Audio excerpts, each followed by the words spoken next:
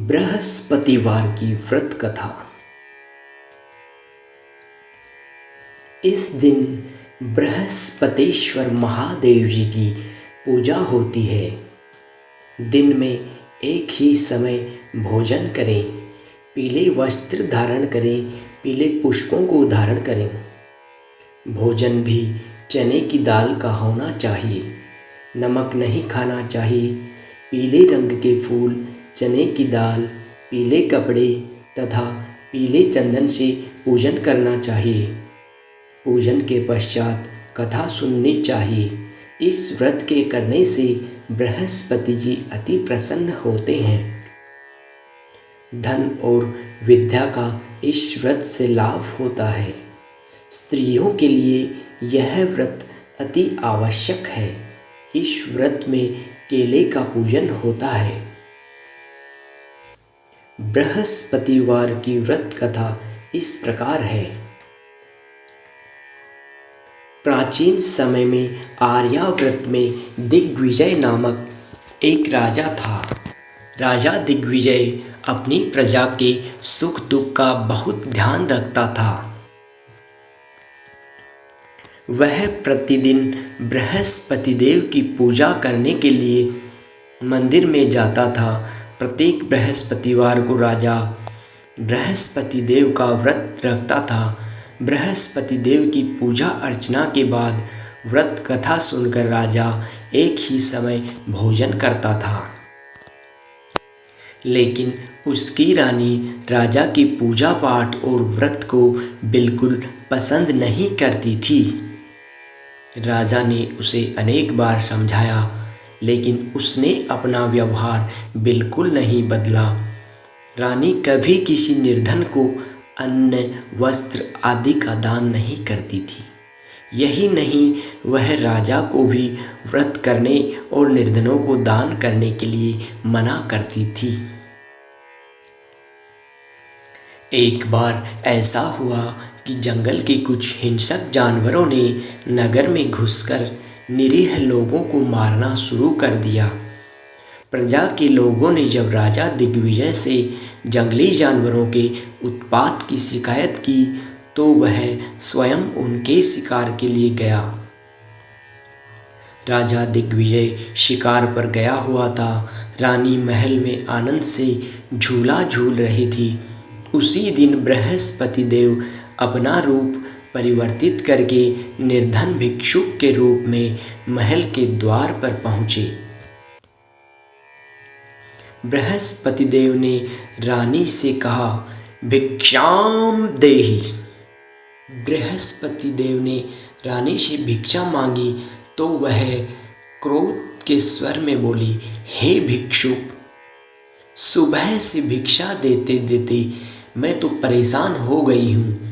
अभी मुझे महल के बहुत से काम करने हैं। महल के कामों से अवकाश मिले तो मैं तुम्हें कुछ भिक्षा दूँ।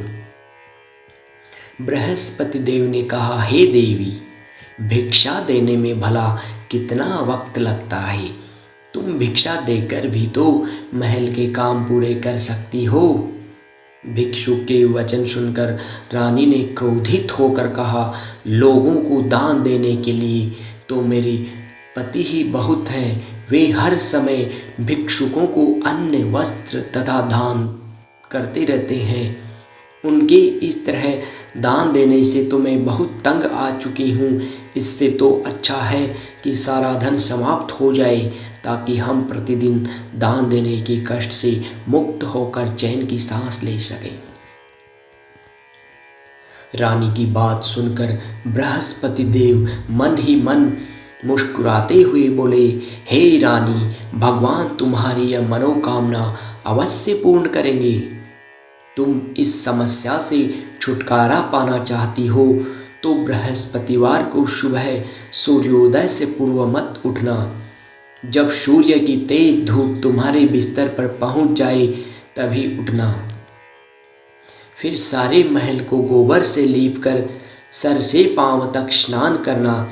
अपने लंबे बालों को अवश्य धोना। राजा से कहना कि वह बृहस्पतिवार को हजामत अवश्य बनवाए। राजा को भोजन में मांस मदिरा अवश्य देना। निरंतर 7 बृहस्पतिवार तक ऐसा करने से तुम्हें धन की मुसीबत से अवश्य मुक्ति मिल जाएगी। इतना कहकर भिक्षुक का रूप धारण किए बृहस्पति देव कुछ दूर चलकर अंतर्ध्यान हो गए। रानी अपने पति की दान देने की आदत से बहुत परेशान हो चुकी थी, इसलिए कुछ सोचकर उसने परेशानी से मुक्ति पाने के लिए भिक्षुक की बताई बातों का पालन करने का निश्चय किया। राजा ने रानी को ऐसा न करने के लिए कहा, लेकिन रानी अपनी जिद पर अड़ी रही। उसने राजा को धमकी दी, यदि तुमने मेरे कथन अनुसार काम नहीं किया तो मैं महल छोड़कर चली जाऊंगी। रानी की इस बात से राजा बहुत डर गया, क्योंकि रानी के चले जाने से पूरे राज्य में उसकी बदनामी हो सकती थी। विवश राजा को रानी की बात स्वीकार करनी ही पड़ी।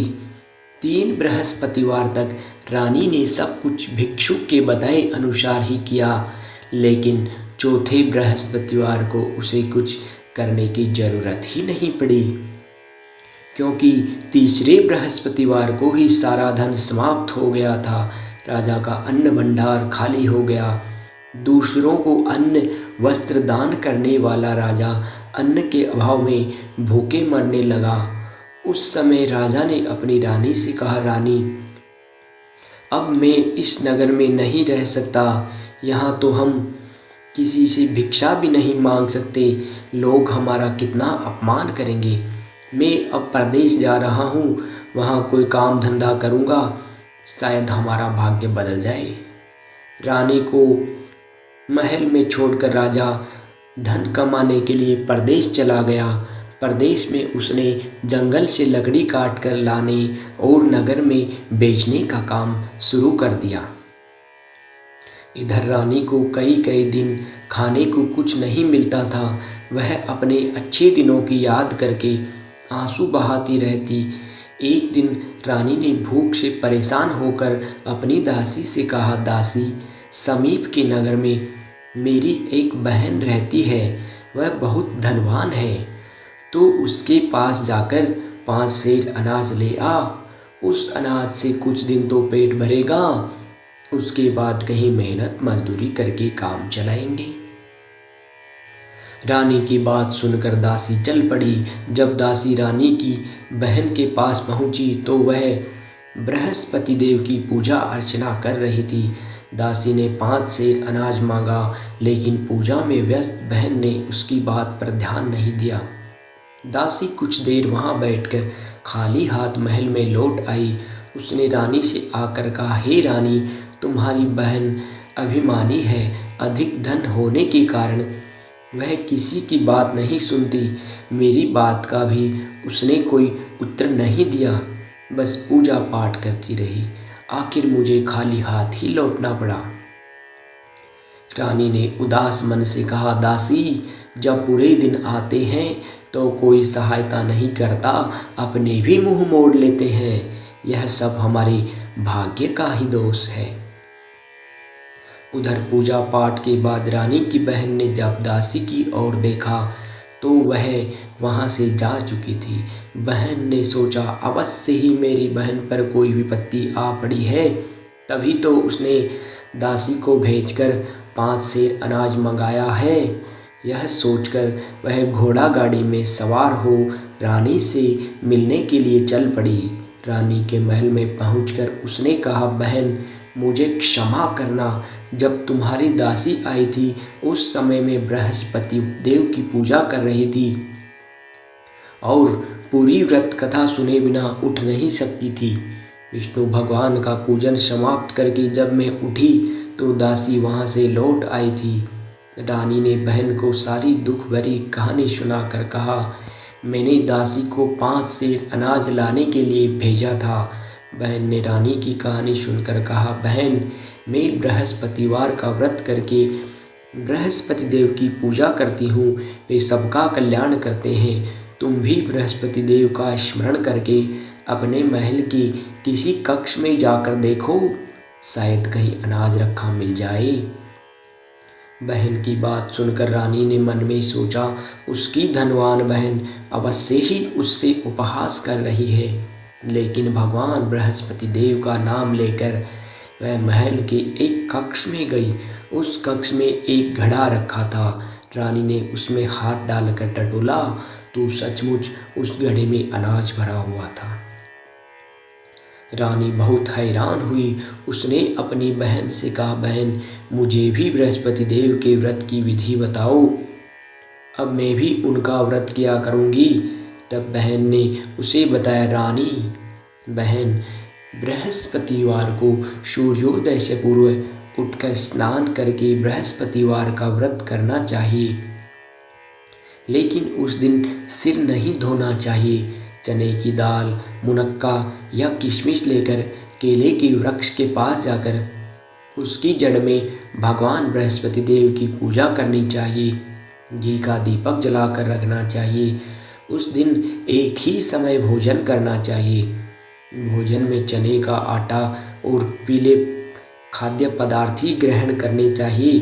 बृहस्पतिवार का व्रत करने से घर में धन संपत्ति की वर्षा होती है, अनाज से भंडार भर जाते हैं। इस व्रत के विधिवत करने से निसंतान को पुत्र की प्राप्ति होती है। बहन के वचन सुनकर रानी ने तुरंत ही बृहस्पति देव के व्रत करने का निश्चय कर लिया। 7वें दिन जब बृहस्पतिवार आया तो रानी ने बृहस्पतिवार का व्रत किया। कहीं से मांगकर उसने चने और गुड़ का प्रबंध किया। चने की दाल से केले की जड़ में विष्णु भगवान का पूजन किया और घी का दीपक जलाकर बृहस्पति देव की पूजा की। रानी भगवान विष्णु के भोग के लिए पीले अन्न का कहीं से प्रबंध नहीं कर सकी, अतः वह मन ही मन परेशान होने लगी। उधर बृहस्पति देव रानी के विधिवत व्रत करने के निर्णय से बहुत प्रसन्न हुए, अतः वह अपना रूप परिवर्तित करके 2 थालियों में पीला भोजन लेकर रानी के घर पहुंचकर बोले, हे दासी, मैं तुम्हारी रानी के लिए व्रत का पीला भोजन लाया हूँ। भोजन देकर वह चले गए। दासी ने रानी से बृहस्पति देव को भोग लगाकर उसे भोजन करने के लिए कहा। रानी को कुछ पता नहीं था। वह दासी से बोली, दासी, क्यों निर्धनता में भी मेरा उपहास करती है? तब दासी ने कहा, अभी अभी कोई आदमी मुझे 2 थाली पीला भोजन देकर गया था। वेशभूषा से तो वह मुझे कोई पुजारी जान पड़ता था। रानी ने बृहस्पति देव का भोग लगाया, फिर दासी के साथ बैठकर भोजन किया। रानी प्रत्येक बृहस्पतिवार को विधिवत व्रत करके बृहस्पति देव की पूजा करने लगे। रानी के व्रत करने से बृहस्पति देव बहुत प्रसन्न हुए। रानी के महल में धन की वर्षा होने लगी। कुछ ही दिनों में रानी के पास काफ़ी धन एकत्र हो गया। उसके अन्न भंडार भर गए।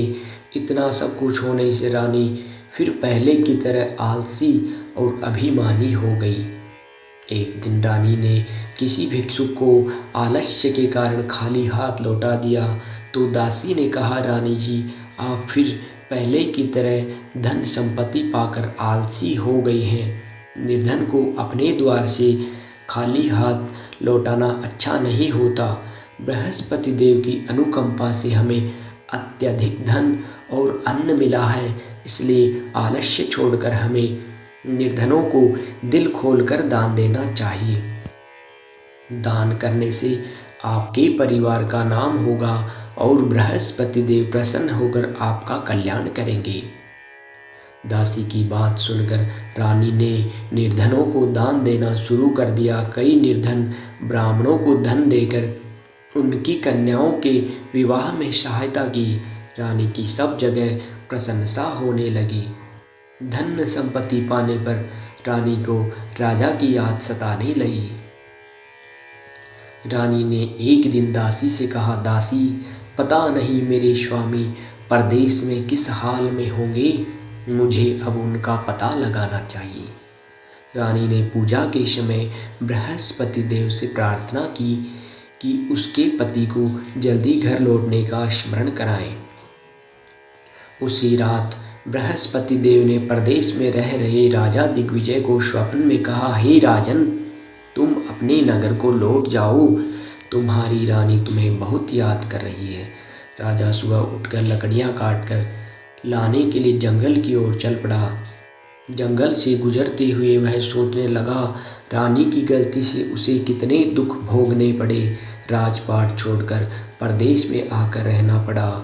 जंगल से लकड़ियां काटकर नगर में बेचकर गुजारा करना पड़ा। उसी समय बृहस्पति देव एक सन्यासी के रूप में राजा के पास पहुँचे। भगवान ने राजा से पूछा, हे लकड़हारे, तुम किस चिंता में पड़े हो? राजा ने दुखी मन से सारी व्यथा कथा उस सन्यासी को सुना दी। उसकी व्यथा कथा सुनकर सन्यासी ने कहा, हे लकड़हारे, तुम्हारी पत्नी ने भिक्षुक को धन नहीं देने के लिए आलस्य किया था। इससे बृहस्पति देव क्रोधित हो गए। उनके क्रोधित होने से ही तुम्हारी ऐसी हालत हुई है।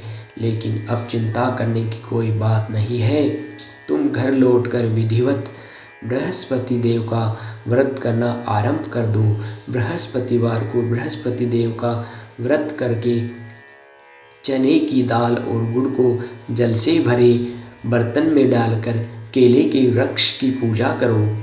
उसके बाद व्रत कथा सुनो। स्वयं भी व्रत कथा कह सकते हो। इस प्रकार व्रत करने से बृहस्पति देव तुम्हारी सभी मनोकामनाएं पूरी करेंगे। राजा ने सन्यासी से कहा, हे सन्यासी, मैं बृहस्पति देव की पूजा तो करना चाहता हूँ, लेकिन लकड़ियाँ काटकर बेचने से बस अपना ही पेट भर पाता हूँ। भगवान की पूजा के लिए धन कहाँ से लाऊं? राजा की बात सुनकर सन्यासी का रूप धारण किए बृहस्पति देव ने कहा, बृहस्पति देव का स्मरण कर तुम जंगल में जाकर लकड़ियाँ काटना, फिर उन्हें नगर में ले जाकर बेचना। तुम्हें इतना धन मिल जाएगा कि तुम अपने भोजन के साथ गुड़ और चने भी खरीद सकोगे। यह कहकर सन्यासी ने बृहस्पति देव की कथा लकड़हारे को सुनाई। बृहस्पति देव की कथा।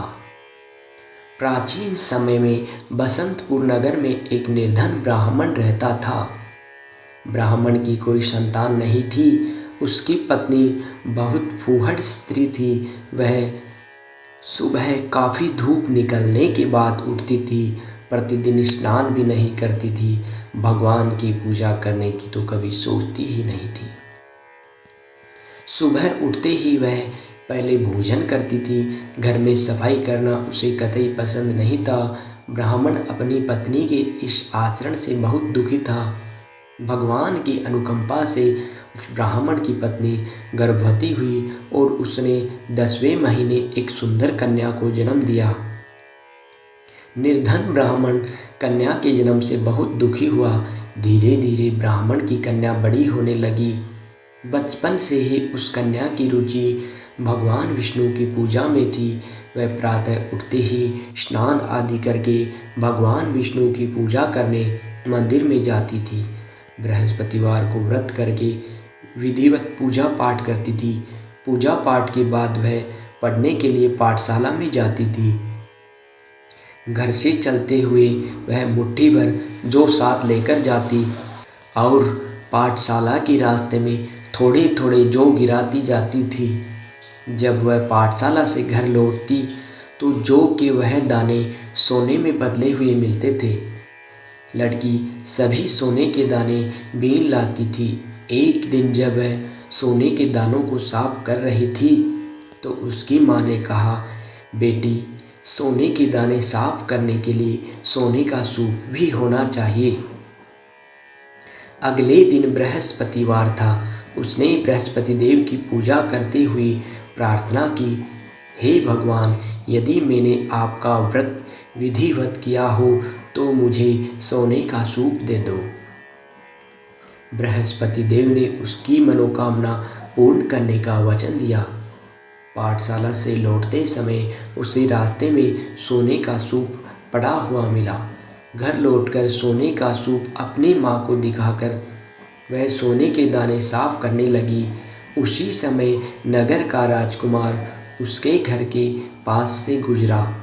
उस सुंदर लड़की को सोने के सूप में सोने के जौ के दाने साफ करते देखकर राजकुमार उस पर मोहित हो गया। महल में लौटकर राजकुमार ने राजा से उस लड़की से विवाह करने की इच्छा प्रकट की। राजा ने ब्राह्मण को महल में बुलाकर राजकुमार से उसकी लड़की के विवाह की बात कही। ब्राह्मण तैयार हो गया। दुल्हन बनकर ब्राह्मण की लड़की महल चली गई। लड़की के चले जाने के बाद ब्राह्मण फिर निर्धन हो गया। उसे कई कई दिन भोजन भी नहीं मिलता था। बहुत दुखी होकर ब्राह्मण एक दिन अपनी लड़की के पास गया। अपने पिता से निर्धनता का समाचार सुनकर उसने बहुत सा धन देकर पिता को विदा किया। उस धन से ब्राह्मण के कुछ दिन तो आराम से कट गए, लेकिन जल्दी ही फिर भूखे मरने की हालत हो गई। ब्राह्मण अपनी लड़की से धन लेने के लिए फिर महल में पहुंचा।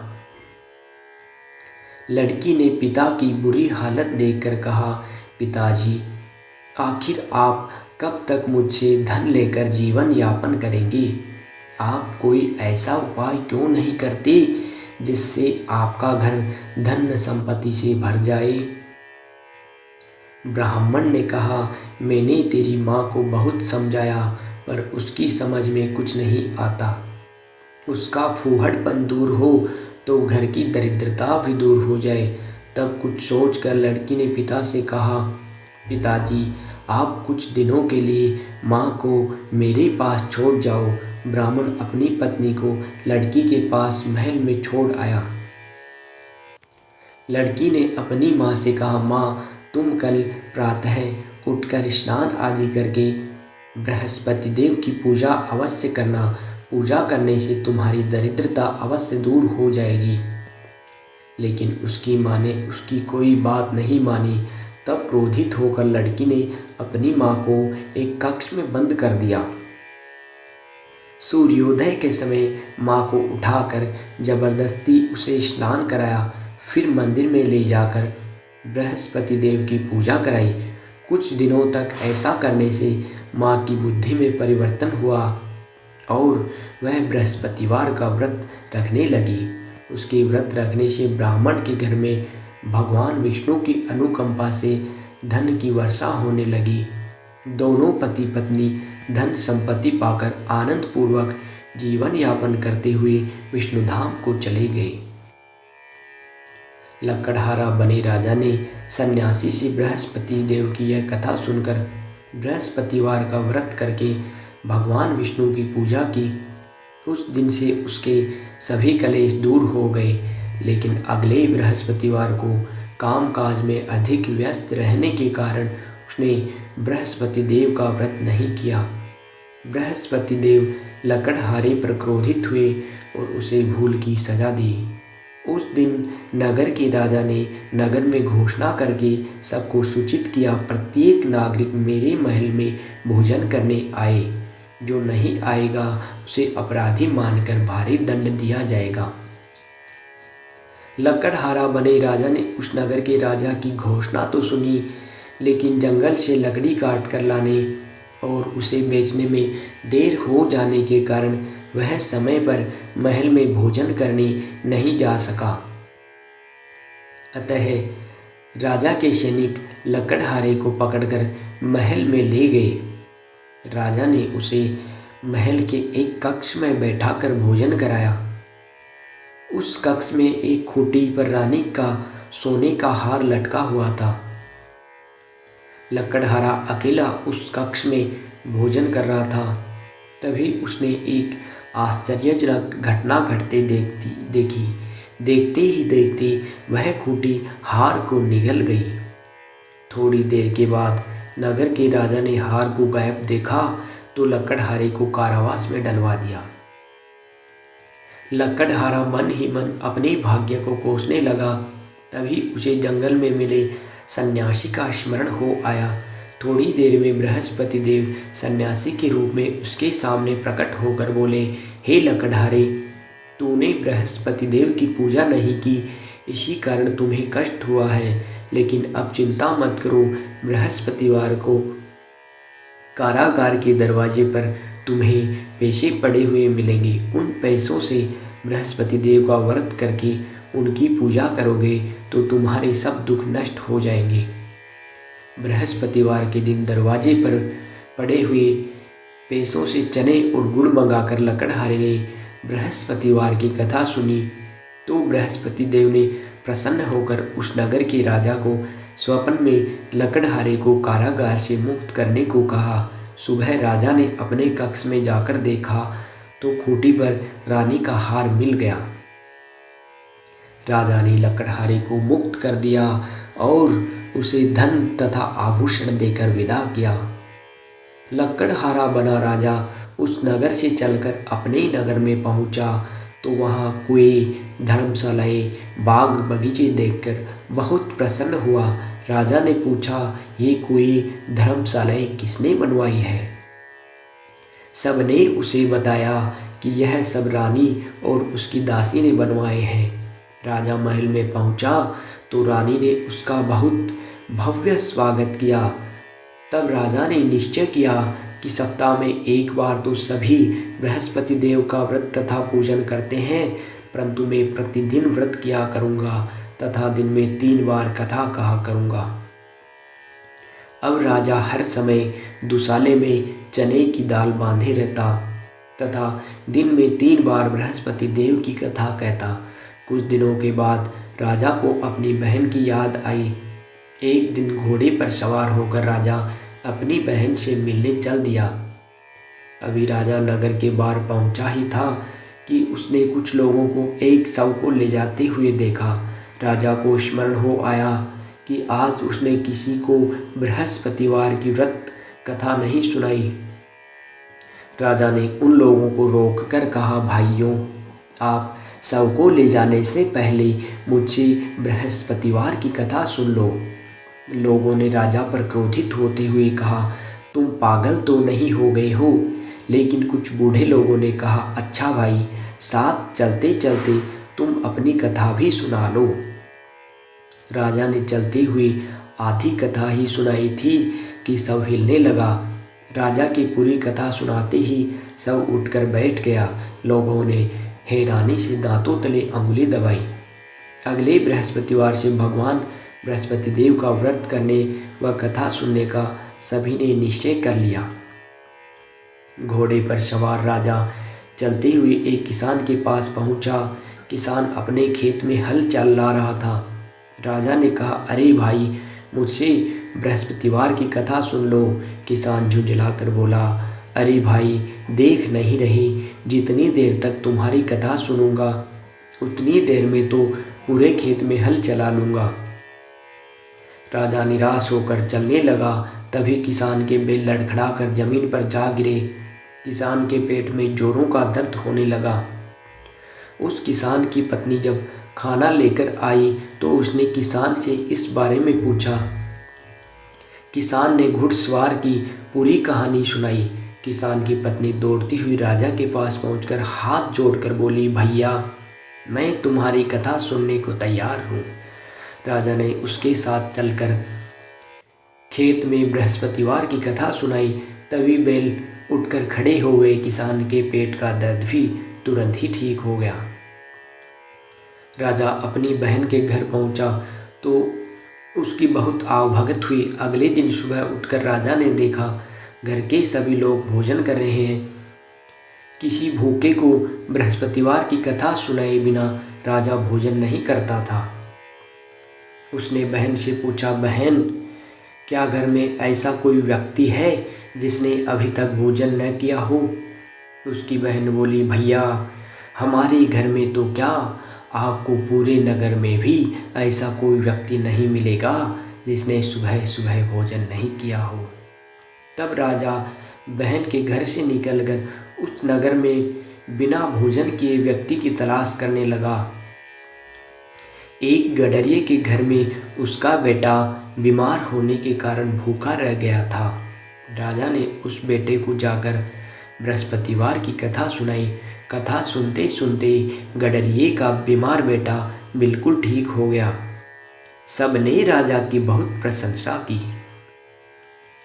एक दिन राजा ने अपनी बहन से कहा, बहन, अब हम अपने घर जाना चाहते हैं, तुम भी हमारे साथ चलो, कुछ दिन वहाँ रहकर लौट आना।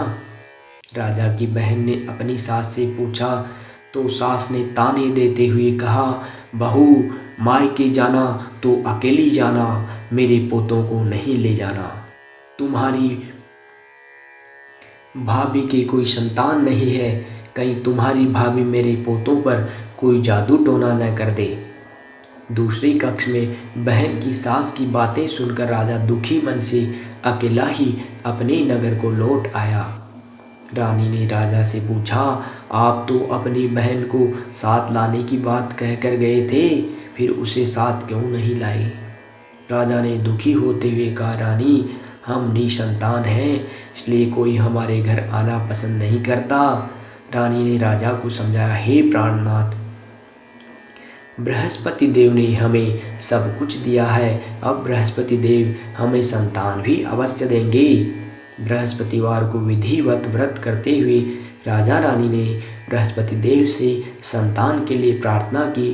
कुछ दिनों के बाद उन्होंने स्वप्न में दर्शन देते हुए कहा, हे राजन, तेरी मनोकामना पूर्ण होगी। एक सप्ताह बाद ही रानी गर्भवती हो गई। 10वें महीने रानी ने एक सुंदर पुत्र को जन्म दिया। राजा रानी जीवन पर्यंत बृहस्पतिवार का व्रत करते रहे। उनके घर में धन की वर्षा होती रही। आनंद पूर्वक जीवन यापन करते हुए राजा रानी बृहस्पति देव की अनुकंपा से मोक्ष को प्राप्त करके सीधे बैकुंठ धाम पहुंच गए। बृहस्पतिवार को विधिवत व्रत करके जो स्त्री पुरुष भगवान विष्णु की पूजा करते हैं, भगवान उनकी सभी मनोकामनाएं पूर्ण करते हैं। भक्तजनों, हमारे चैनल को सब्सक्राइब कीजिए तथा वीडियो को लाइक और शेयर कीजिए ताकि हमारे आने वाले और भी बहुत से वीडियो आप सबसे पहले तथा समय पर देख सकें।